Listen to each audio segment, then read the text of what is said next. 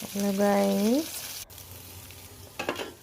আজকে করলাম বেগুন ভাজা।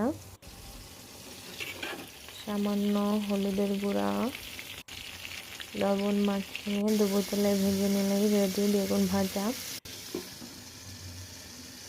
আর করে ফেললাম ফুলকপি ভাজা। ফুলকপিটাও বড় বড় করে কেটে লবণ হলুদ মাখিয়ে ডুবো তেলে ভেজে নিলেই ফুলকপি ভাজা রেডি। আর করলাম নিরামিষ শালগম আলুর তরকারি, ধনেপাতা দিয়ে জিরা ফোড়ন দিয়ে তার মধ্যে শালগম আলু একটু ভেজে নিয়ে তার মধ্যে হলুদের গুঁড়া, মরিচের গুঁড়া, লবণ পরিমাণ মতো আর জিরার গুঁড়ো দিয়ে ভালো করে কষিয়ে নিতে হবে। ভালো করে কষানো হয়ে গেলে তেল উঠে আসলে গরম জল দিয়ে দিতে হবে পরিমাণ মতন।